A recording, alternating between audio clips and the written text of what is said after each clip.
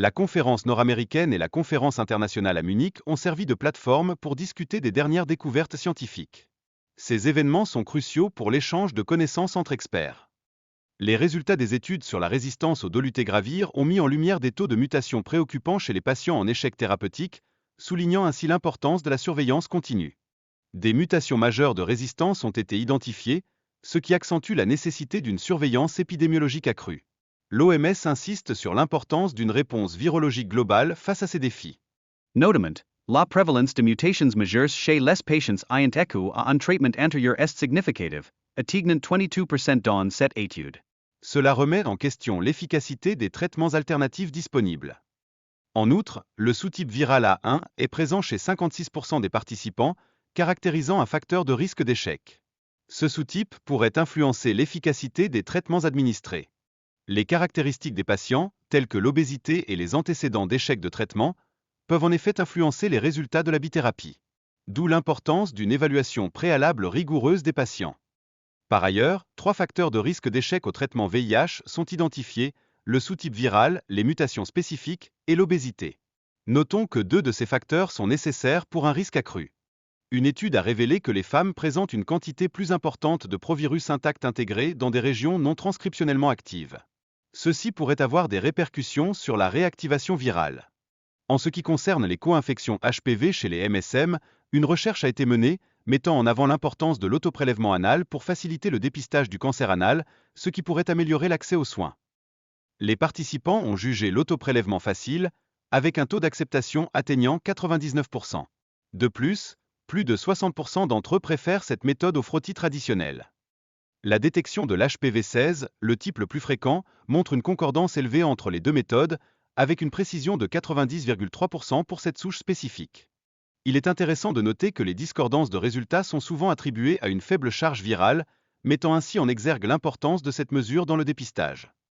L'étude a impliqué 6 nouveau-nés en Afrique australe, révélant des résultats variés concernant la charge virale après l'arrêt des traitements, avec une médiane d'âge au diagnostic très précoce.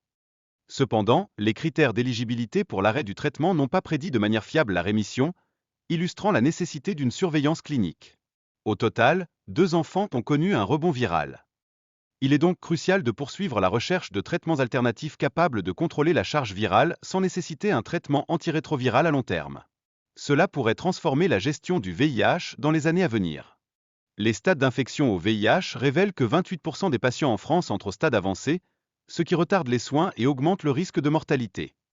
L'incidence cumulée des décès varie également selon le stade d'immunité. Plus celle-ci est faible, plus le risque de décès augmente de manière significative. L'étude dévoile que l'utilisation du bacavir est associée à un risque cardiovasculaire accru, soulignant ainsi la nécessité de surveiller les effets des antirétroviraux. L'expérience en Zambie a confirmé l'efficacité de traitements tels que le dolutegravir et le tenofovir au sein de populations avec de fortes charges virales. Ces résultats sont essentiels pour la gestion du VIH. En outre, confirmer les données scientifiques est indispensable pour garantir la crédibilité des traitements. Il est important que les études se déroulent dans divers contextes pour évaluer leur réelle efficacité. Le profil de tolérance des nouveaux traitements, en particulier le cabotegravir, est jugé satisfaisant, ce qui améliore l'observance des patients et pourrait contribuer à réduire la stigmatisation liée à la prise de médicaments.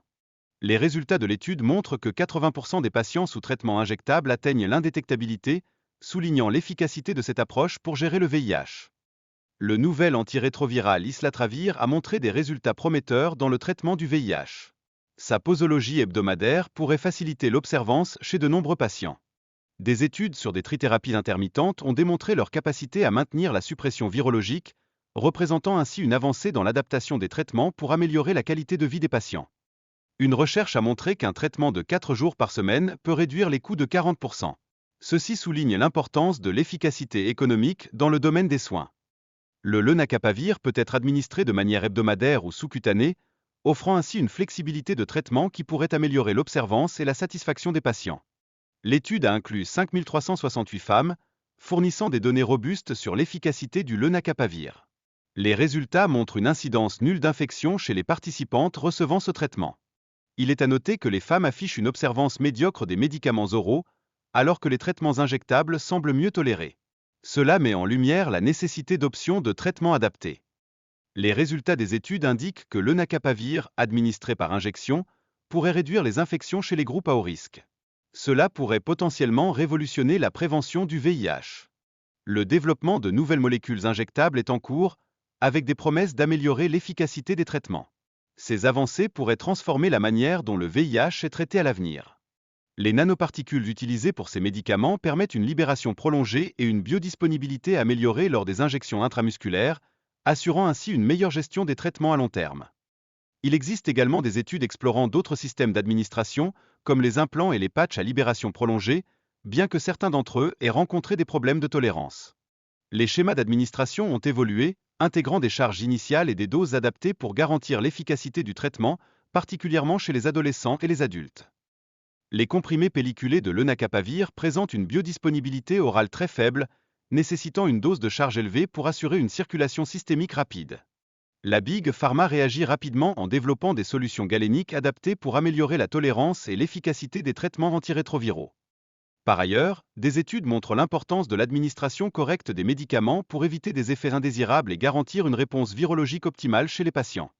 Les formulations à action prolongée, comme le cabotegravir, montrent un potentiel prometteur pour le traitement des femmes en âge de procréer, car elles pourraient réduire le risque de transmission du VIH pendant la grossesse. Les résultats de l'essai HPTN 084 montrent une bonne tolérance du cabotegravir pendant les grossesses documentées, incluant l'absence de fausses couches et d'accouchements prématurés. Les données pharmacocinétiques indiquent que l'exposition au cabotegravir pendant la grossesse demeure adéquate, assurant ainsi l'efficacité antivirale nécessaire pour protéger les femmes et leurs bébés. Une cohorte significative a étudié les anomalies congénitales entre 2012 et 2022, rapportant des données pertinentes sur les effets des traitements. Cela permet d'évaluer les risques associés aux médicaments. Les discussions autour des traitements tels que le bacavir et leur impact sur le développement des enfants sont essentielles pour mieux comprendre les risques cardiovasculaires potentiels chez les jeunes patients. En outre, les stratégies de gestion des traitements antituberculeux utilisant des thérapies à action prolongée nécessitent une attention particulière, car l'interaction entre les médicaments est un facteur clé à considérer.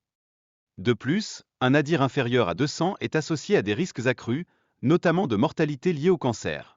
La persistance de ce nadir doit ainsi être surveillée de près. Enfin, des événements futurs, comme le prochain Nafranum en janvier 2025, seront des occasions idéales pour faire le point sur les avancées médicales. Ces rencontres sont cruciales pour partager les dernières actualités scientifiques. Le prochain Sexonome se penchera sur les violences et la sexualité, animé par des professionnels engagés. Cet événement souligne l'importance de discuter de sujets sensibles en matière de santé.